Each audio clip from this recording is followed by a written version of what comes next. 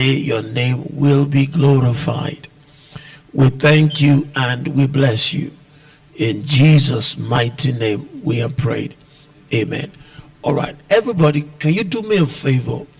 Go with me to Acts of the Apostles. Acts of the Apostles chapter number 8. We're going to read 2 verses, verse number 1 and 4. You know, what I want to do this morning is to deliver something important into your hand. This is very critical. For those of you who are here, those who will be watching online, or those who are live, and I want to encourage you, please share with your friends right now. I want to share something that is critical. Critical. Something that is bedeviling the church. Something that is affecting the progress of the work of God. Okay? Acts chapter 8. Acts chapter 8. Verse number 1 and 4. And this message is born out of a serious burden in my heart. This message is born out of a serious message. In fact, if anyone was to ask me, what are you living for right now in terms of ministry? This is a major key for me. This is a major key.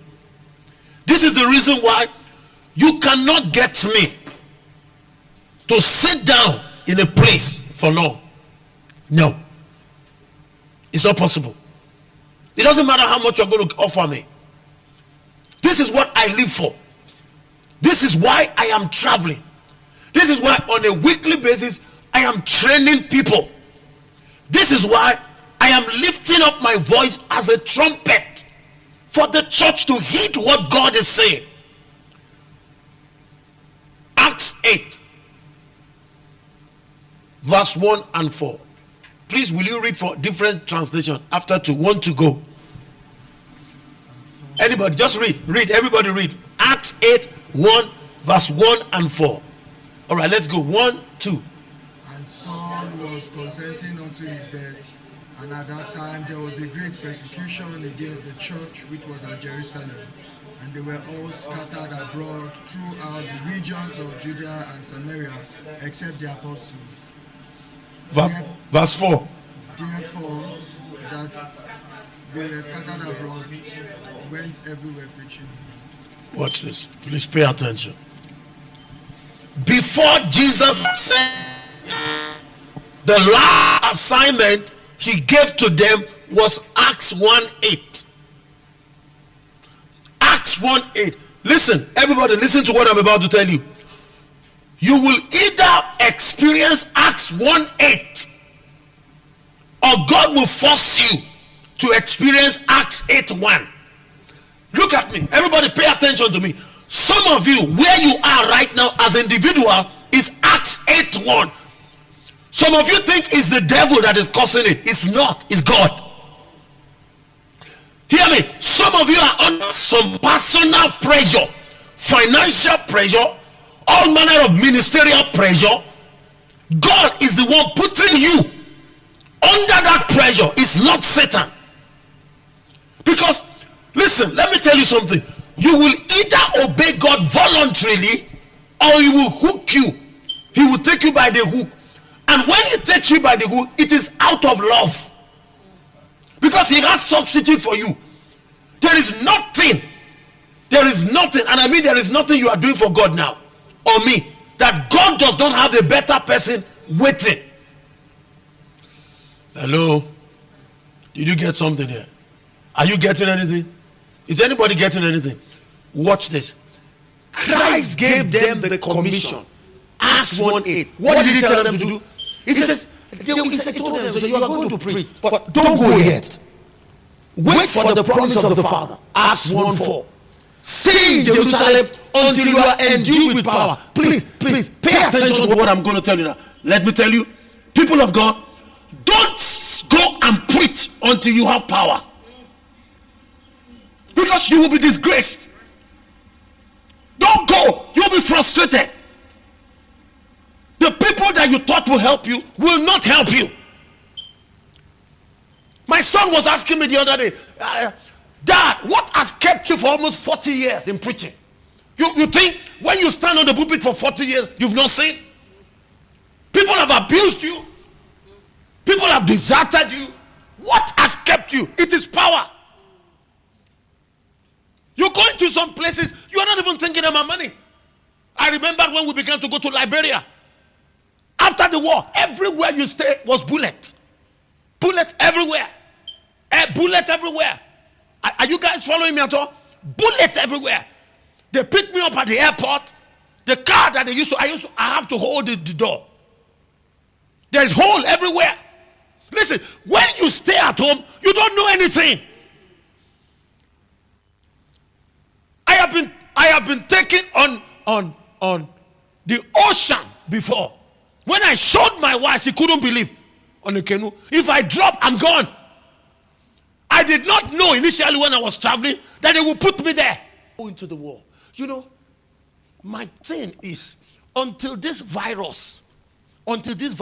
you catch it. If I have a conversation with you, I know whether you have the virus. Most of you don't. When you have the virus, you wake up, you are thinking about souls. You are thinking about the Great Commission. You are thinking about God's business. You know what? Hey, look at me. The time is short. We don't have time again. We do not have a continuing city here. We look for another whose builder and maker. Unfortunately, the church is asleep. That is why I lift up my voice like a trumpet every day. The church is asleep. Church is not supposed to be in a building. Is anybody, are you with me? That's why we fight ourselves. Church is like a runway. It's a platform. You know what happened?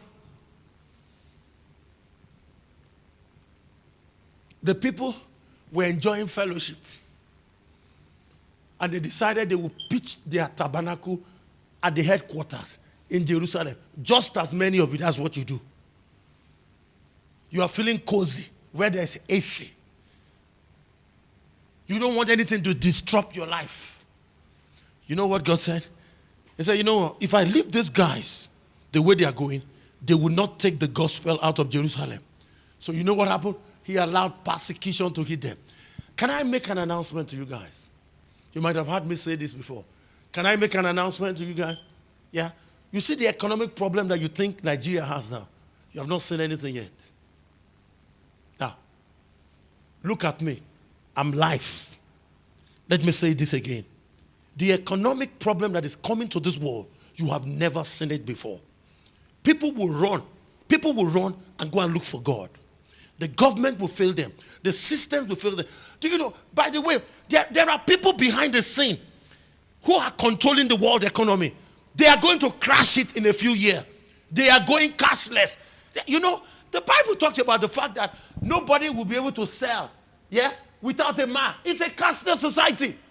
In other words, you will not need cash. They are taking out cash. You went back to England very recently. All the banks on the street, are they still there? They are closing up because they want to monitor you. They want to monitor you. They want to monitor you. And it's coming here. So you start depending on the system. Start depending on your job. No! You depend on Elohim.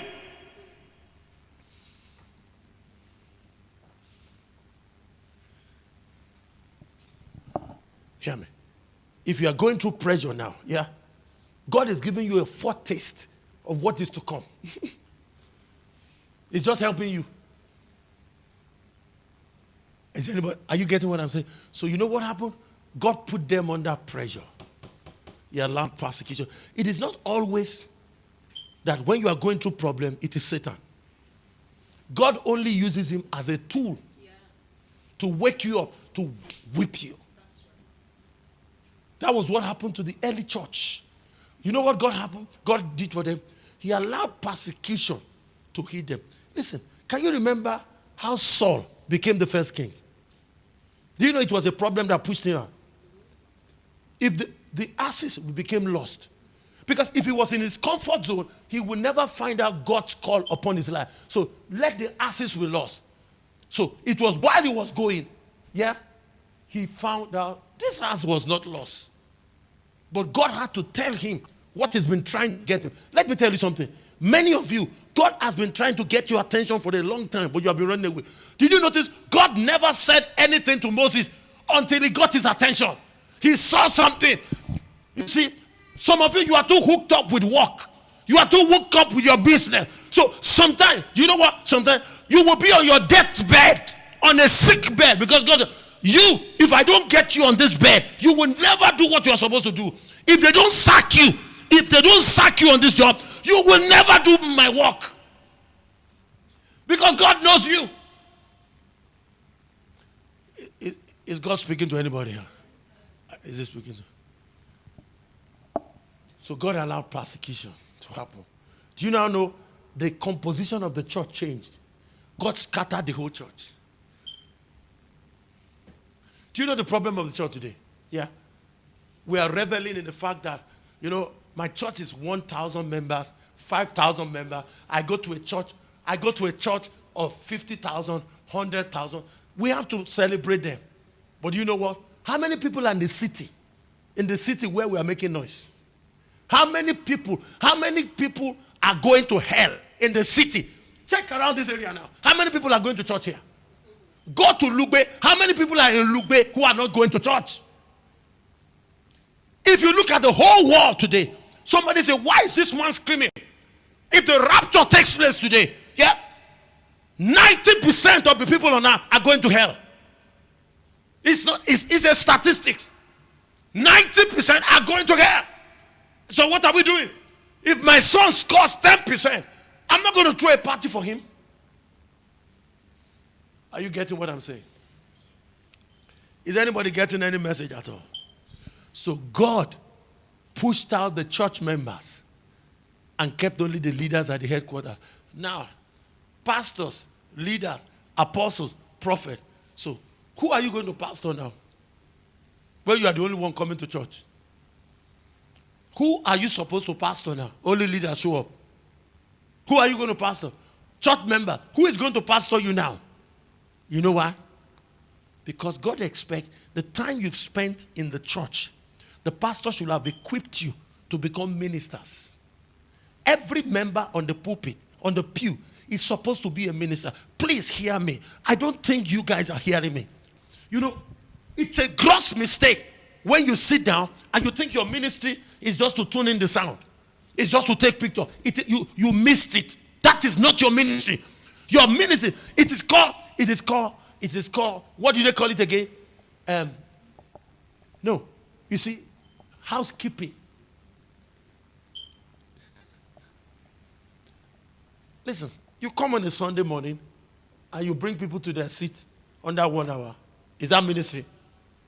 No, talk to me. Is that ministry? Or you drum. You drum during the service for 1 hour. You say, that is my ministry. How can that be your ministry? And you only do the ministry in the building. So what do you do for the 7 days? Nothing. No, that is not your ministry. It's called housekeeping. Listen, ministry is what you do outside of the church setting. Did you hear what I said? Write this down. My ministry is what I do out of the church setting. And I'm going to show you.